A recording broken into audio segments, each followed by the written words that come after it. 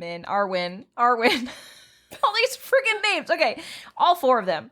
And he basically, Aragorn tells Éomer, oh my god, Éowyn, oh, these names. Aragorn tells the girl who loved him, but he didn't love her back. He was like, I'm so happy for you, basically. That's all I wanted to say.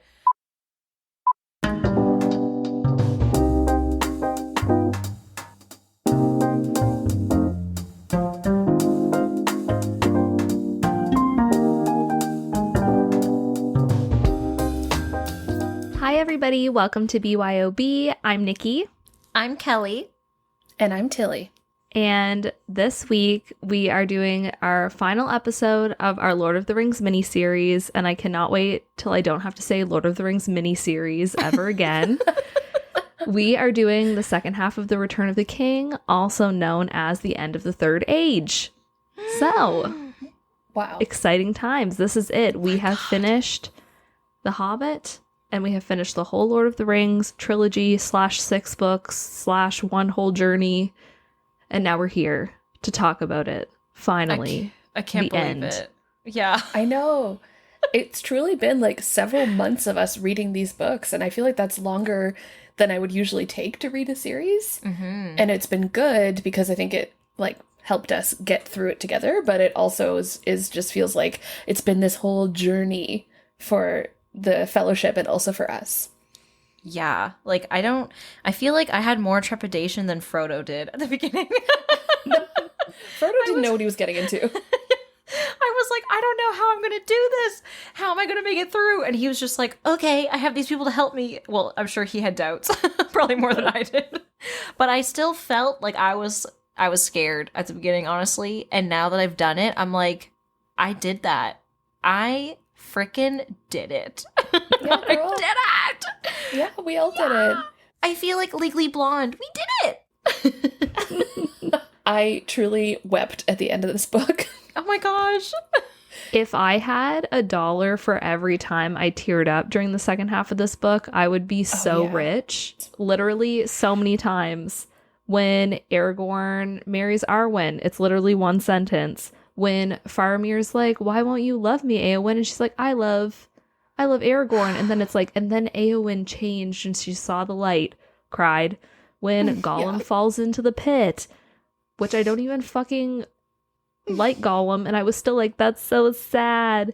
When Gandalf leaves, when Frodo sees Bilbo, when Sam comes home at the end. And I'm just like, there was a lot of tears. There was so many like tears. Constant tears. And I texted you both about this, but my edition had like 100-page appendix, which I didn't know about. I knew there was like a little glossary at the end, so I hadn't been like counting that, you know, those 15 pages or whatever. But I truly thought I had like another 100 pages of the story.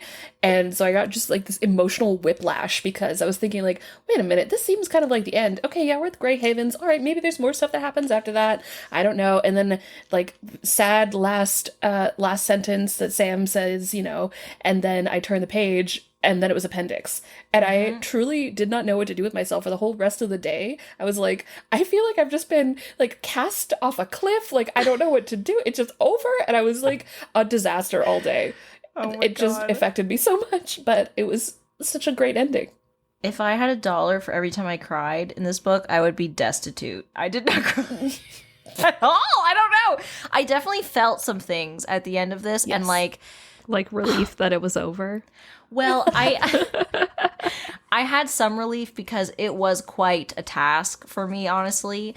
Like I said to you both, I'm glad I read them. I feel so accomplished that I was able to do it. Do I think I will reread the whole series? No, I probably won't. Yeah. I could see myself rereading the first book or maybe even The Hobbit, but I don't think I need to reread the whole series. I love the movies. I did enjoy my time reading this, but I don't think I need to read it all again, you know? But this was very interesting for me for the last half of this, like this whole book that we're talking about, like The End of the Third Age, you said it was called? Yeah. The End of the Third Age. Yeah, I didn't know like anything that happened in this part. I just remember what was in the movie, right? So there were so many new things for me, and the chapter with Faramir and Eowyn. Mm-hmm. That was so Beautiful. yes, Yeah, like loved I it. tabbed so many parts of that, and that was something I didn't remember much about in the movies, and I don't think they talk loved about it at all in the movies. Okay. They don't. It's just one scene where Faramir and Eowyn kind of like look at each other, and I always knew in my heart of hearts that they were together, just from that one look, and I feel so vindicated knowing that. Anyway, Yeah. sorry, go on. Oh no, I did, like, I had some moments there I was like, oh my gosh, but like I don't know. For me, I was mostly like, wow, I did it, it's done. But I had some like angry feelings too, which we'll get into. But yeah, I just can't believe it's done. I definitely don't think that the chapters Homeward Bound and the Scouring of the Shire needed to be there. I was kind of like, TikTok, let's go. Wrap her up. Really? Yeah, because I just felt like it's almost like he got stuck being like, oh, all these people are going to have all these questions. And then he just like didn't know how to stop. So he wrote a whole other mini like novella about their time after. But I was like, I'm done with the journey. I don't care about that part of the book. I'm like, great, they get the Shire back. Frodo goes, like, I do like how they did it in the book, where they just kind of quickly, they were like, recap. They go off on the boat, and it's like, cool, done. I know what you mean, Nikki, because it really does feel like the end of the journey is at Mount Doom, and that happens like pretty early on in like this the section, third like the chapter. second half. Yeah, and so I was kind of like, interesting. I guess we're gonna have lots of wrapping up of loose ends, which is nice. And I also felt a little bit like it went on kind of long after that. But then I got really into the whole Scouring of the Shire section, and I was really enjoying reading about it because it felt so empowering for the hobbits that Gandalf truly like leaves them and is like, actually, you guys have got this from now. Like, my task is done. You don't need me anymore. You can take care of this.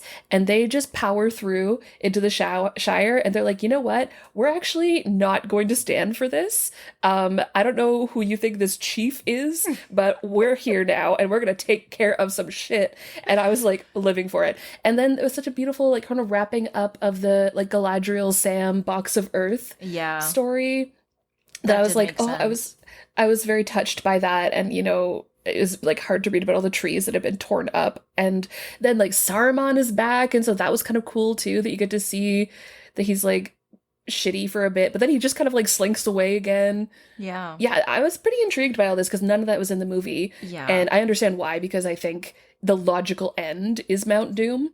But I liked having it was like a little bonus novella, like you said, Nikki. So it was fun. Yeah, like I enjoyed that chapter, but I do feel like it was kind of like The Hobbit. Like, it felt like a different story, and like the style even, because it's not like there wasn't like fun bits in this series, because there definitely were.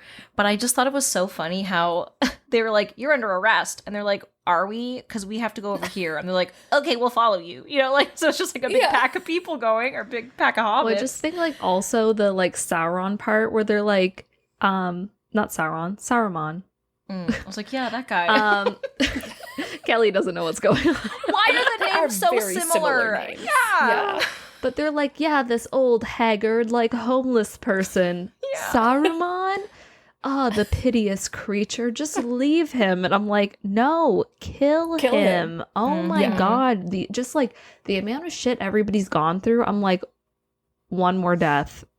Well, two, Grima. But I guess Grima kills Saruman, and then Grima dies anyway. Oh, that's right. So very dramatic. But I'm just like, God, if I have to listen to one more person be self-righteous about how they're not going to kill somebody, I'm like, Frodo. Look at what happened. And a lot of this wouldn't have happened if you would have just killed a couple people. It's Boom. freaking Like Frodo. Gollum earlier. But like they say at the end of Mount Doom, it's like if Frodo hadn't killed Gollum, maybe Frodo wouldn't have been able to complete the quest and throw the ring in, because at the last second, the ring kind of got to Frodo and he was like, actually, I'm not going to throw it in. And it was Gollum who really was like wrestling it around and then just like, I guess, fell into the lava. And I think Frodo has that moment with Sam of like, see, that's why Gandalf said even Gollum might have this price to pay. And I was like, ooh, wow, crazy. But I agree. I did think like we could have gotten rid of Gollum earlier and it probably would have still been fine. Yeah. Well, I mean, the guy did write the story, so he could have just wrote something different. Yeah. You're right. But also, Frodo was way too much like Superman of just like, I can't kill. Sometimes, if someone is, I mean, I say like I know what I'm talking about. I'm assuming if I were in a position where someone is trying to kill me consistently, I wouldn't be like, oh, but don't harm him. Are you kidding me? This guy's trying to like end the world and like start doom and gloom and all this shit, and he's already like about to die. Just do it, okay? Don't have him like slink around and start up a new army. Like, no. So I was just like, Nip that in the bud. Yes, every time Frodo was like, but we can't. We have to be peaceful or like kind. Or I'm like, oh my god, the time has passed, okay? It's passed, like since the beginning. Not relatable. It's like there's only been one instance ever in the Shire of a hobbit killing another hobbit. We cannot let this go on. And I was like, really? And yet hobbits died in their weird ass not war that they just had with the chief people or the battle. The what do they call rebellion. them? Yeah. Yes. The ruffians. Yes. I think they called them ruffians a lot. Mm-hmm. Yeah. So people still died, Frodo. So he's just like, I don't want to do it, but like, you know?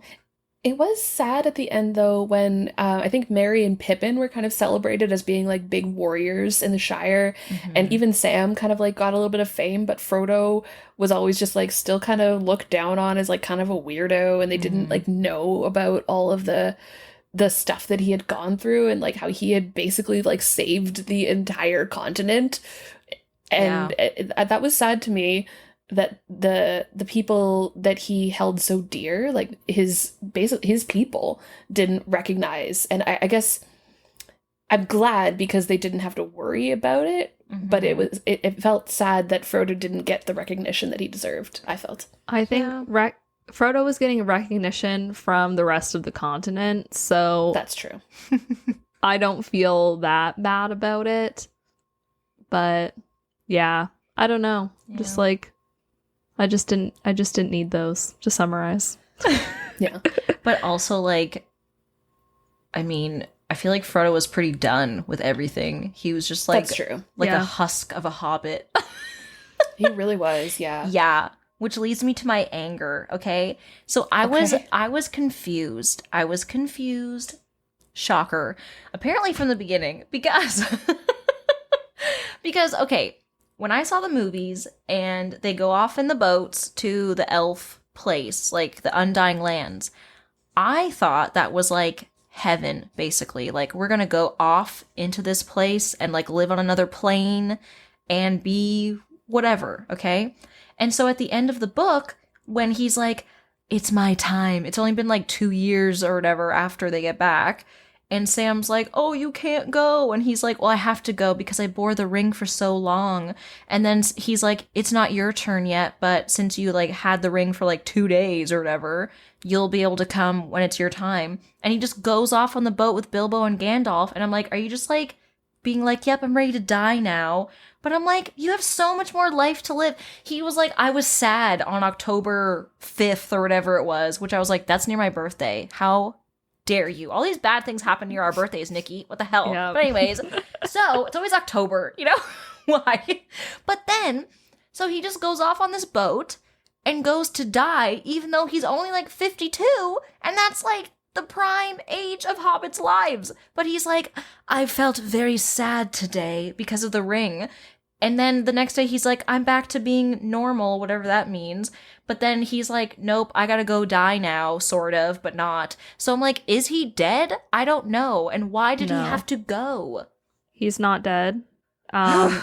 Even though they're called the Undying Lands, only elves will not die there because elves are immortal. Mm-hmm. But they'll just live out the rest of their days in like extreme happiness and peace. So it's like palliative care, almost. Kind of. Because Bilbo is like about to die. Like he's holding on. Yeah. I think it was like kind of a great honor too that they get to go because usually only elves get to go. Yeah. And I kind of saw Frodo as like, yes, he's still young, but he went through so much trauma going on this journey that it kind of felt like he had like PTSD in a way that the other people on the Fellowship like maybe didn't experience in the same way. So yeah, it did kind of feel correct to me in a way that he's the one who is like done and goes off to this heaven palliative care kind of situation with the Undying Lands. Yeah. But I can see how that would make you angry. Of like, come on, shake it off, buddy. Well, like, but not even I think it was shake like something it was off. so wrong with him at that point. Sure. I just feel like, not shake it off, but like, really? After this whole ordeal, it's just like, okay, bye, you know? Like, and after everything Sam did for him, you know? And okay, another point, I thought at the end of the book, I was like, oh my god, are Frodo and Sam in love? Like, they are in love, I think. I think so too. In their own way. There's a lot of different kinds of love. Yes, but I was, because Frodo's like, are you gonna live with me? And Sam was like, no, I have a wife now. And he was like, oh, okay. And then like he goes off to this Undying Lands like a year later or whatever. And so for me, it was kind of just like, you have a support system here, and they didn't have the ring for as long as you. Most of them didn't even have the ring, but you're just gone. You know, like you just left. Doesn't he live with him? He says there's more than enough room at Bag End for you and Rosie and like your 50 children or whatever. He names a bunch of like random names for their like hypothetical children they're gonna have. So I think he does. The family does live there with him. Maybe Frodo's like final straw is seeing Sam like be with a woman, and he's like, God damn you. Yeah, like I'll never have you. Yeah, he's like, that's so much worse than possibly falling into this volcano of doom. Okay, I don't think that's what it is, but it could be. Maybe. There's room for lots of interpretation, and if that's how we read their characters, then who is J.R.R. to fault us? Yeah.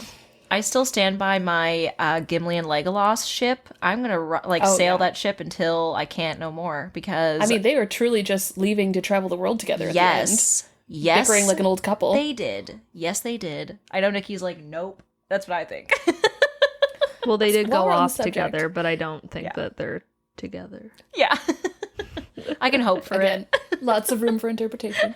While we're on the subject of love, let me briefly pivot back to Arwen and Aragorn, because what the fuck? Why do we get a whole chapter of Faramir and Arwen falling in love, but we don't even get to see anything of Aragorn and Arwen's love story? I think I talked about in a previous episode how I was like, I can't wait to find out more about their beautiful love story growing up together in Rivendell and like all this stuff, and we just never get to see any of it. Arwen just like shows up, says 0 words, and is married to him, and then that's that, and it's like talked about as him, you know, the most important day of his life, blah blah blah. But I still don't get any of the feelings. Where are the feelings? I felt it in that one sentence. I felt it a little, but I would have liked to feel it more. Yeah. I definitely thought there was going to be more, because, because it's not like you can't be romantic, J.R.R., because the Faramir and Éowyn bit I thought was very beautiful. Oh, yeah. There were some really lovely passages in their sections, like... I am so glad they end up together, because I feel like they both kind of got the short end of the stick in their family lives, and I think they both like suffered a lot of similar kind of hardships, and seeing them healing together was so beautiful. Well, I think that's why, like, to answer your question from earlier, that's why they got a chapter and Arwen and Aragorn didn't, because I guess so. Really, we see a lot of Arwen in the movies, which makes us love her, but she really doesn't matter to the story at all, like the original story. So who cares, like, who cares, in quotation marks, about their, like, about people that, someone that we don't even know, when we could instead have that content about 2 people that we've been following and, like, been sad about. The end of this book was long enough without a chapter about Arwen and Aragorn. I'm just saying. Oh, yeah. No, it's a good point. And he doesn't really, the style of the narrative doesn't really allow for like flashbacks. Like that's not really part of his like style. So I do get that. I think I just thought because Aragorn's love seemed so important to him, you know, and like he's called Elfstone, I think presumably because of the star that Arwen gives him, right? I feel like that's kind of a defining characteristic of Aragorn, is that he's like kind of tragically in love with this, you know, like elf who is, you know, not going to be able to love him back or whatever. I just wanted to know more about it, but I think it makes sense that we don't get it. And I did like seeing Éowyn and Faramir, and especially where we had fallen in love with them separately and then they got to fall in love together. That was beautiful. Yeah. And I really liked, apparently I didn't tab any of the beautiful things I loved in that spot. I'm like, great. I tabbed other things. Yeah, like, what the hell, Kelly? What are you thinking? Anyways, I did love the part where they're all together. Éowyn, Aragorn, Faramir, and Arwen. All these friggin' names. Okay, all 4 of them. And he basically, Aragorn tells Éomer, oh my god, Éowyn, oh, these names. Aragorn tells the girl who loved him, but he didn't love her back. He was like, I'm so happy for you, basically. That's all I wanted to say. Yeah, that was really lovely. I really liked their relationship in the end, like Aragorn and Éowyn, you know? Yes, I do think... Because I felt like they were both good people who just, like, Aragorn's like, I just don't have that feeling for you. Yeah. But I want to, and, like, I love you as a person. He's just a good guy. Yeah. Love him. Love him so much.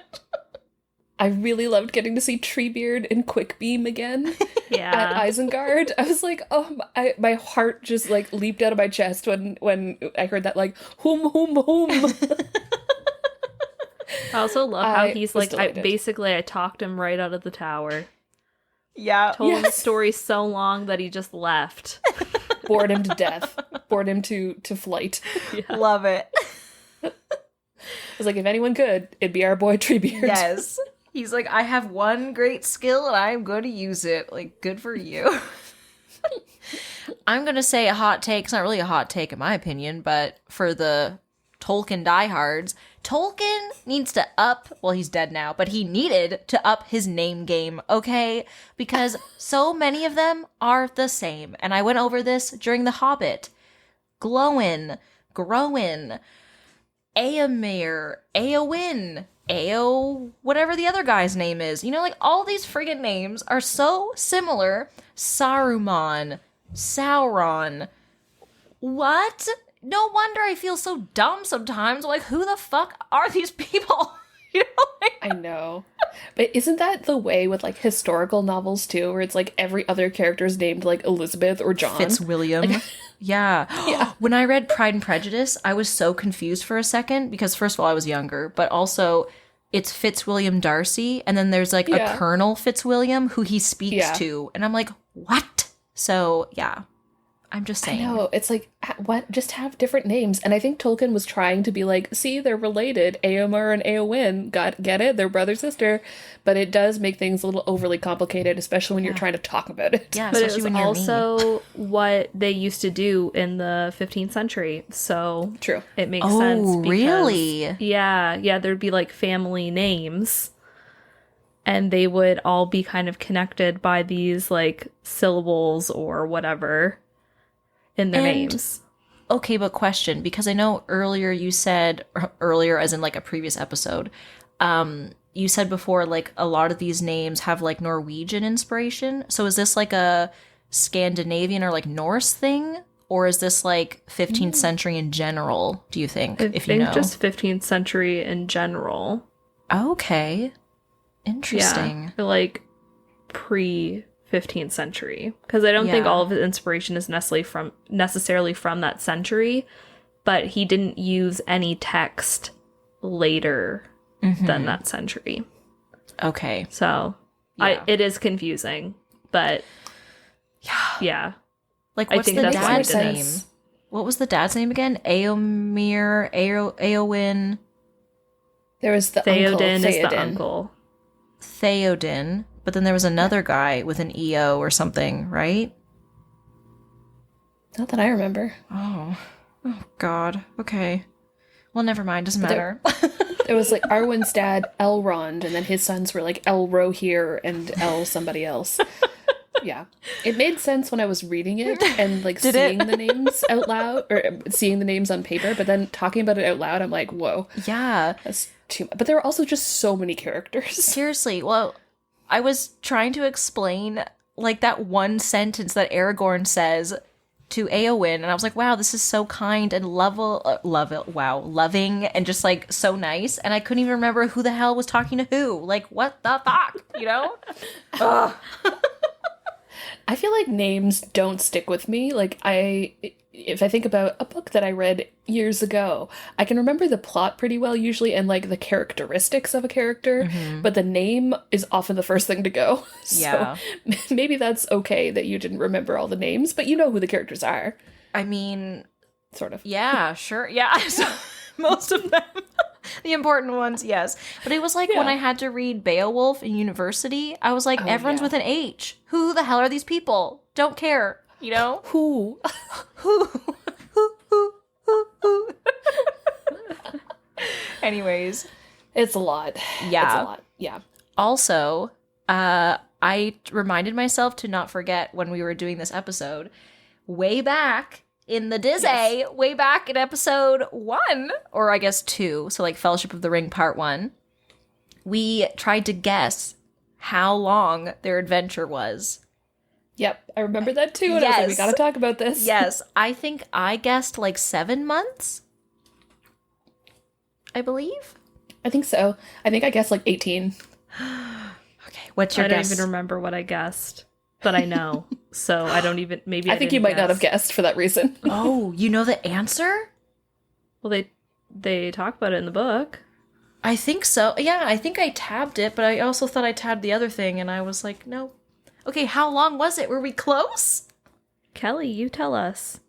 Oh, God, okay. Where did I put it? I think it was like just over a year. Because I think at some point they're kind of crossing back, and they're like, a year ago to the day, this is when Frodo was stabbed at Weathertop, and now we're almost home. Mm-hmm.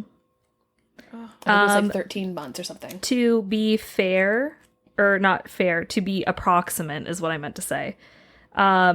It's 185 days. It's like nothing. What? So less than a year. Holy crap. Are we serious? 185 days? It's like 6 months. In months. 6.082 months. I went over. I didn't win the showcase. What were we gonna win? A trip and a boat and all these things and like new dishes and shit. Yeah. You always take the second showcase, okay? Yes. You never take the first, okay, everyone? I'm talking about The Price is Right in case you don't know, people. But I don't know. Yeah, I was like, Really? I don't know what she's talking about. Oh my God. Okay. Whenever I was sick at home or like had a day off from school when I was growing up, there's nothing on TV. So like in the daytime, right? So we would watch The Price is Right, and you always take the second showcase. If you get to the very end, you don't take the first one. You pass. You pass it to your neighbor, okay? And then you guess on the second one, because the second one always has a boat or a car and all this stuff. So I'm like, don't just take the first one. Go to the second. There you have it. I've never been on, but the more you know. That's my strategy. Yeah. So it was only 6 months. Yeah. So they left in like the summer? No, the they fall. left in like October. Oh, I could have sworn it was a year, but I must have missed something. Holy crap. If it was me, I would have taken like 2 years and everyone would have died probably. And they would have been like, wow, thanks for trying. Yeah, I feel like I would have just halfway through, like, you know when you go out for drinks with your friends and you're having a great time, and then you have to walk home from wherever you are. And whenever I was walking home with my partner, I would get to a point about halfway home where I'd be like, this is it for me. I'm just going to sit down right here, and that's it. I'm not making it the rest of the way. No. And I feel like that would have been me, like, going to Mordor. Partway through, I would have just been like, actually, that's it. My body doesn't want to do this anymore. And they would have walked, like, if you averaged it out, 10 miles a day. A day? Holy. Terry Fox was inspired by Frodo. No. Was he really? No, I don't know. I don't think Maybe. so. Here's a question I had, or a thought. do we know how old Gandalf is? Because he's like, I'm done now. Like, he's getting ready to be in palliative care or whatever. So, like, he's been around for a while, but he's like, my job is done now. I'm ready to not do this anymore, which I'm like, same, because like that'd be a lot. That'd be so taxing. But yeah, he's just like gone, which I think is so interesting, but also so sad because like it's Gandalf. Like, how? I can't imagine Middle Earth without him. But I guess we're going into a new age, and there's going to be another hotshot wizard dude, which what a great book that would be if his son wants to write it. What is the fourth age? Is there a fourth age? Okay, this is a multi-layered question. Sorry. Yeah, there was like too many questions in that. I feel there was definitely something about how Gandalf was basically created to be Sauron's enemy. Like, I think Gandalf and the other wizards, correct me if I'm wrong, Nikki, but I feel like there was a sentence about that. And so that, like, I was made to be Sauron's enemy, and now that he is gone, like, there's no reason for me to still be here because that was my purpose. Yeah, like, he gets created by the children of Iluvatar to fight evil. So I think he comes about at the beginning of the Third Age, and he's there doing his networking and stuff, and then he's done. So his age is like, it doesn't matter. He's a stagnant being. He doesn't have. And how long do you think the age is? Like 1,000 years, I think. Oh, I don't really know. I know things that ended ages, but I don't know how long they were, because they're all different, because it's like, oh, this big war happened, so it's the end of an age. Like, it's kind of like arbitrary. the Bronze like, how do you Age, know? Copper Age, whatever. How do you know if the battle was big enough to end the age? Right? You just feel it. You feel it in your heart. He's like, in my your body. purpose is done. But so there was no like child Gandalf. He was just like, boop, I'm a wizard. The Third so. Age lasted 3,021 years. Holy 3,000? Yeah. It It's like that TikTok audio that's like 30,000? Yeah, 3,021 years, beginning with the first downfall of Sauron. So when Isildur cut the ring off of his finger in the battle that you see at the beginning of the first movie. Yes. And yeah, that's all it says. But wow. Yeah, so it was long. That is long. Okay, so secondary question for a second, which is in the Hobbit movies, I know they focus on some stuff that's not in The Hobbit, obviously, and that's kind of in Unfinished Tales and like the Silmarillion, but Radagast is in those movies, but he's not brought up but a single time in Lord of the Rings. So what's up with Radagast, and why don't we get to see him? And who is that? Who Radagast He's another the wizard. Brown. Oh. He's like the animal wizard. Yes, okay. Yes. You know, I don't really know, but he does a lot of stuff for like the forest, or like not for animals specifically, not like trees. But I mean, we also don't know anything about what happened to the two blue wizards who went to the east. I don't even know if we know their names. I don't know their names. Crossover. What if they're the Wicked Witch of the East and the Wicked Witch of the West? And goodness knows. Yeah, I'm so excited. I'm ready. I would read and watch the shit out of that. Yeah, totally. Well, I mean, the Wicked movie is coming up, so potential crossover tie-in. Oh, goodness. All right, get them on the phone. Cynthia. No, I just, the ending of this book made me like I had bittersweet feelings. Like, I was happy that there was now some kind of like returned order and peace to the Shire. And like, I do agree with you, Tilly, that earlier that when you said about like the dirt that Galadriel gave him, the soil, whatever, the dirt, that made sense with that chapter. But like, I'm just like, now what? You know, because there's nothing else. And I'm sure evil's gonna come back because, hello. But there's just like, there's so much possibilities, so many possibilities. And he wrote so many things. But I mean, again, I don't know, but like there's so many things that happened before that he wrote about, but nothing after, I guess. And I guess because he didn't even intend for this trilogy, right? It was just supposed to be The Hobbit. So, I don't know, but his son is alive, publishing his histories and stuff. Why doesn't he like continue it on and have Maybe more he's a adventures? shit writer. It is Not everybody hard can to write like be- that. That's true. And even if he could write like that, maybe it's not his thing, you know? Like my dad is writing a book right now, but if like he didn't finish the book or if he didn't want to finish the book, I don't know if I would like finish his book, you know? But he also, Is that what I'm interested in? but he published all the other stuff that his dad did and put his name on it. You know what I mean? So I'm like, what's his name? Yeah, Chris? true. Christopher? Yeah, I don't know. Tolkien?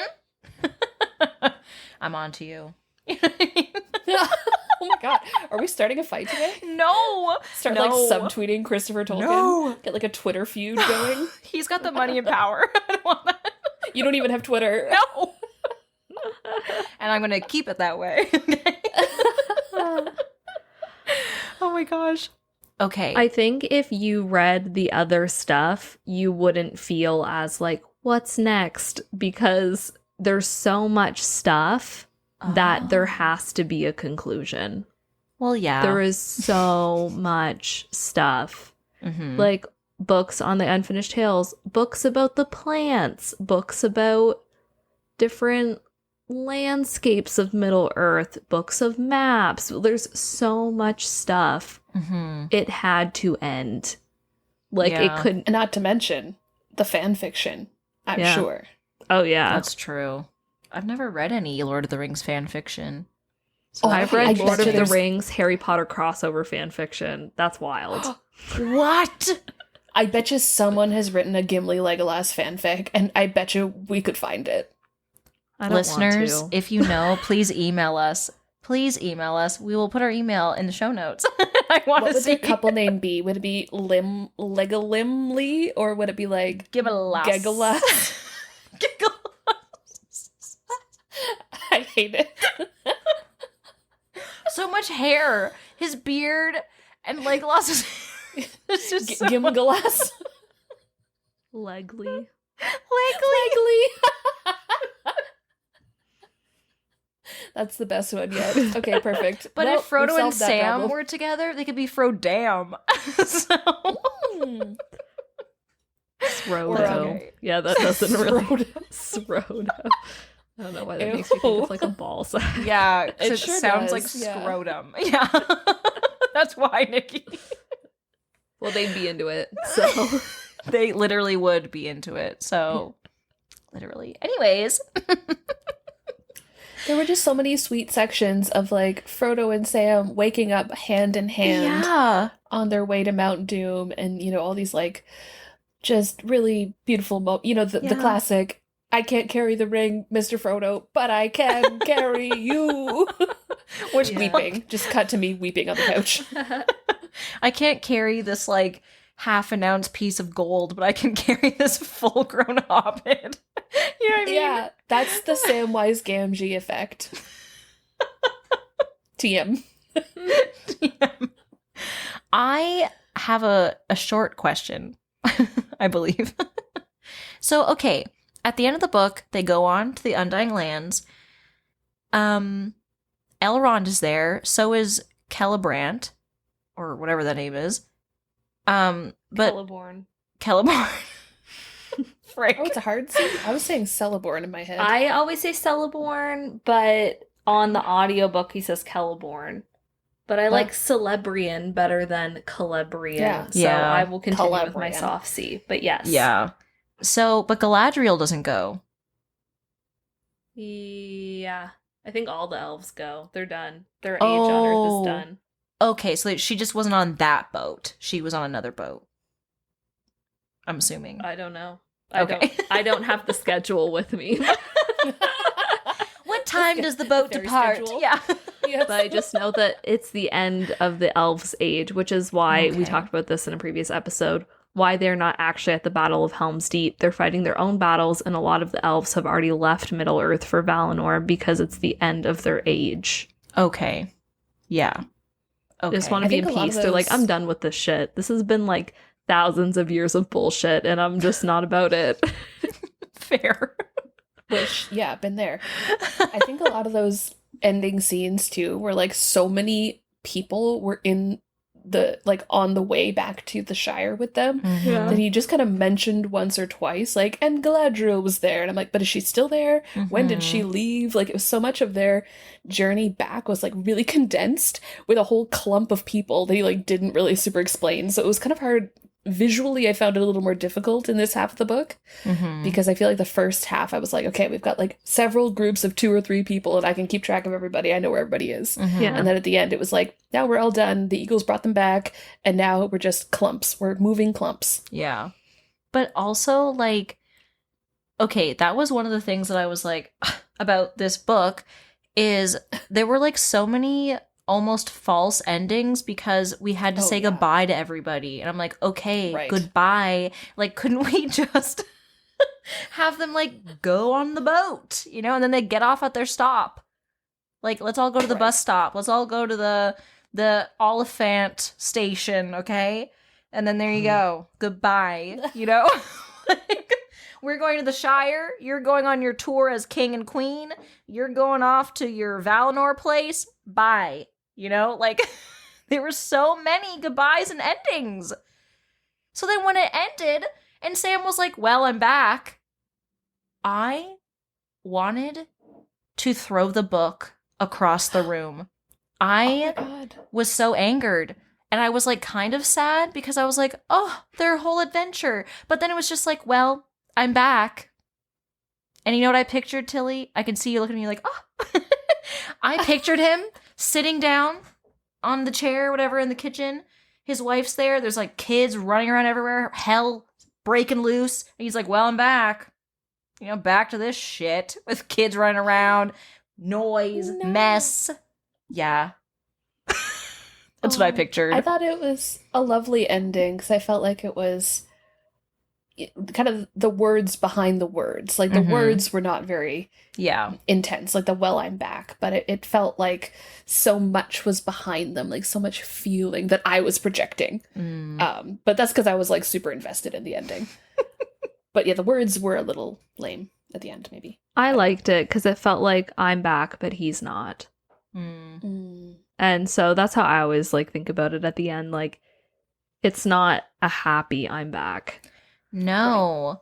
I was expecting a happy, triumphant end to this quest. And it was triumphant. We lost some people. Bittersweet. Yeah, it was very bittersweet. And I just felt like there was this whole hubbub, this huge ordeal. And then Frodo's gone. He just pieced. That didn't take long. And then Sam's here with his kids and everything. And he's like, well, I'm back. You know, like, well, fuck. Yeah.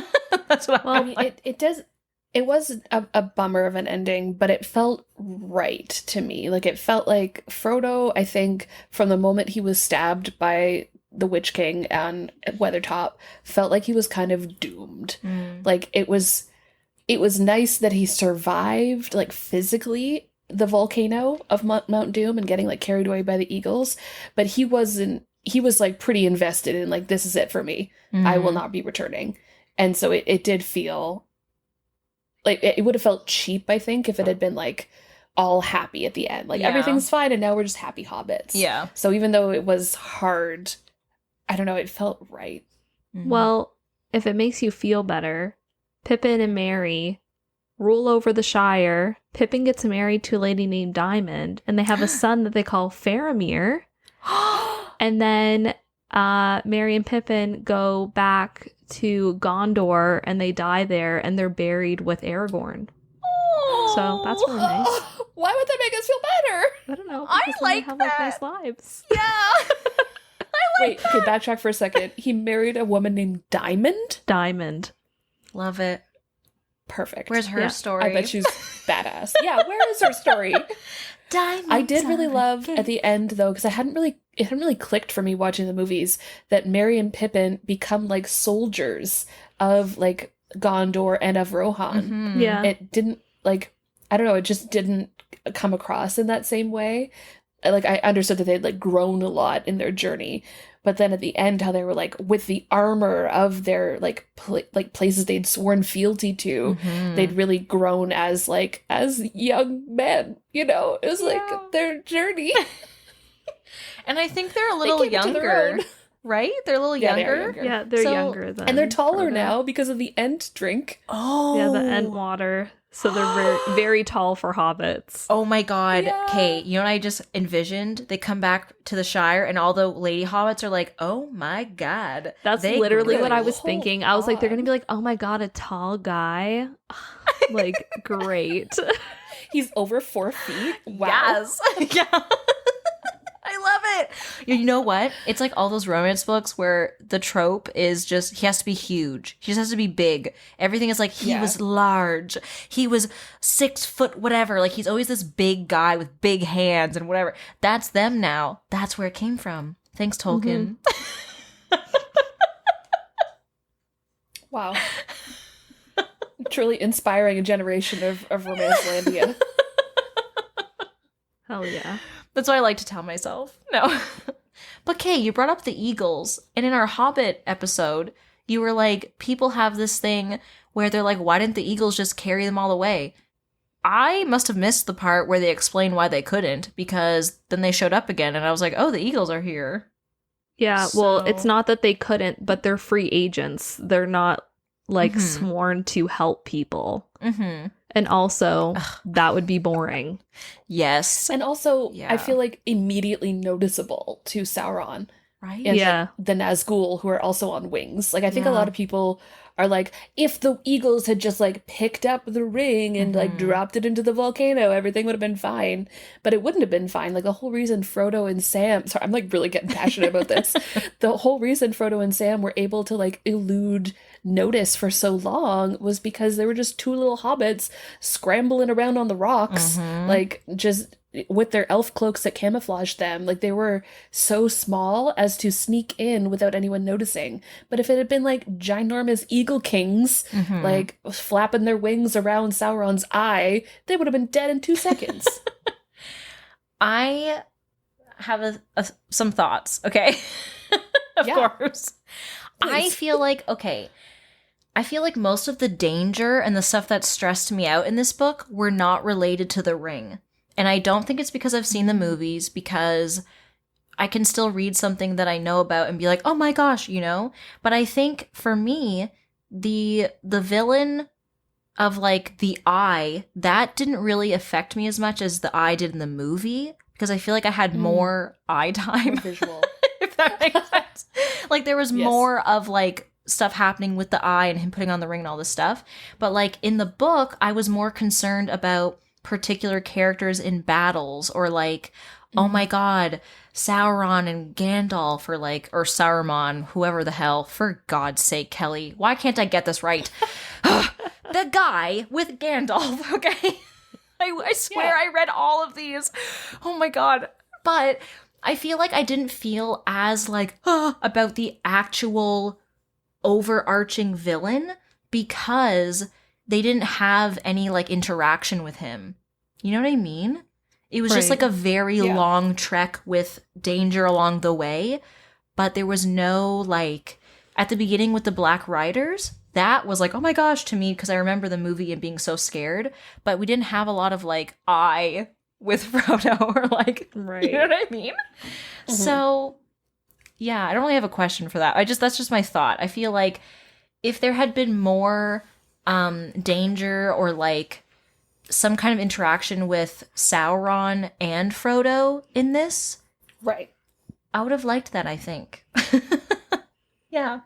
Well, it is kind of hard to be like, to feel fear and like kind of feel threatened by like this giant disembodied eye if you don't have the like scary visuals that you get to see in the movie, which I think is really helpful because it shows like kind of the effects that it can have on Frodo. We get the like quick kind of like scary lighting and cinematography, but then in the book it's like just kind of the threat of this eye, and we don't really get a lot of explanation of what it looks like or how it feels, except just like little kind of things here and there.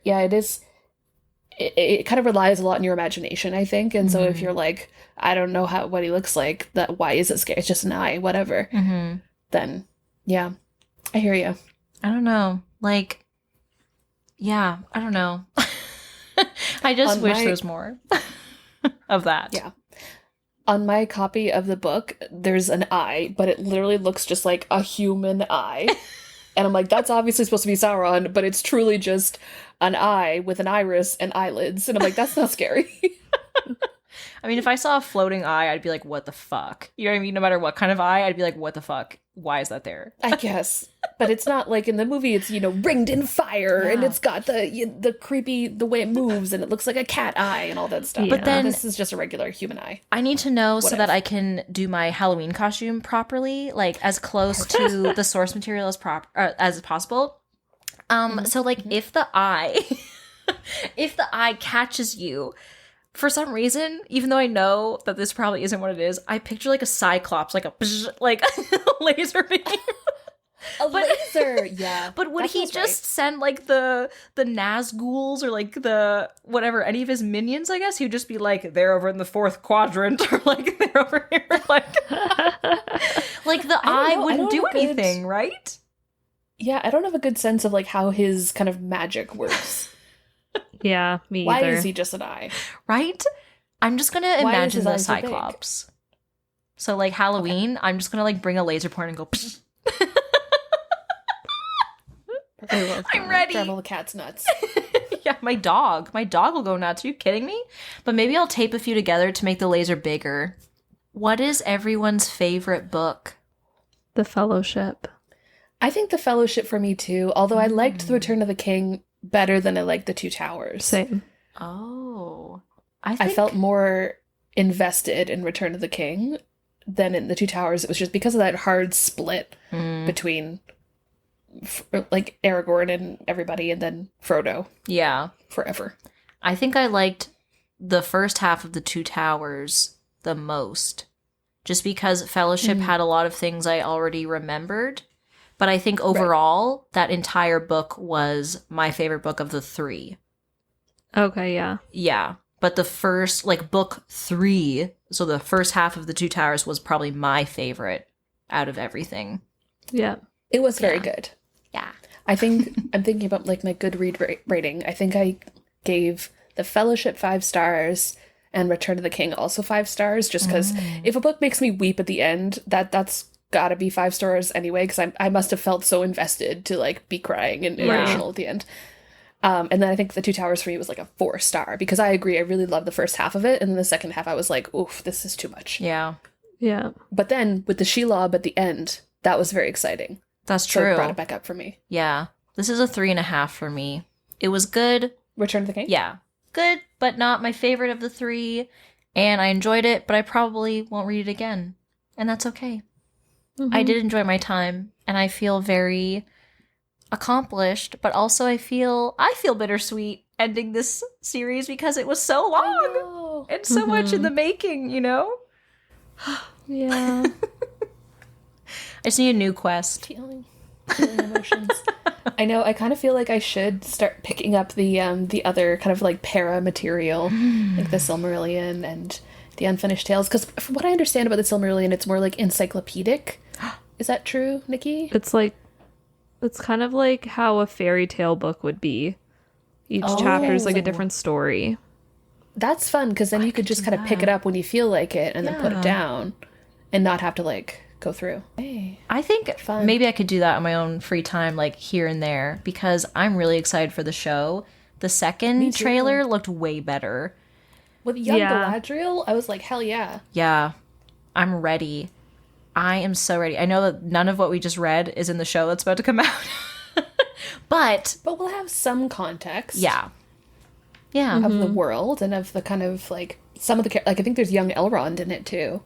Oh my god. So that's fun. Although I had a secondary thought about the Halloween costumes. Okay. Which is that so we're playing D&D together, the three of us plus my partner and Kelly's husband. And I know I had said that Aaron would be a good Aragorn, but he talked about like Witch King of Angmar cosplay, and I was like kind of would be cool. And then I thought, wait a minute, if I was Éowyn and he was the Witch King, and then I get to stab him, and that would be pretty rad for a costume. And I also feel like a more dramatic dynamic than like Galadriel and Aragorn. It's like whatever, they don't really interact at all. You know? Right. I was gonna So that's say, my- like, if that's my one of you went as the Witch King and then one of you went as the Witch King's horse, because then it would be like a real couple's costume, like the full situation happening right there. Oh my god. Okay, how come whenever you say the Witch King, I picture the child snatcher from Chitty Chitty Bang Bang? Because that's what he feels like. Terrified. I am Yeah, terrified. very different but similar. Yeah. Okay. I recently rewatched Chitty Chitty Bang Bang and I was like, this movie makes no sense. Right. I love it so Same. much. I love it so much. And the Same. music is so good. Toot. I know. Sweet. Toot. I would sweet. love Dick Van Dyke to sing me to sleep every single The night. flute that you eat. It's I so love good. it. Well, that's everything for today, folks. Thank you for sticking with us through this whole series. Even though our journey was expected, we had a lot of unexpected feelings. And we're taking a little break now, but well, we'll be back. Cheers!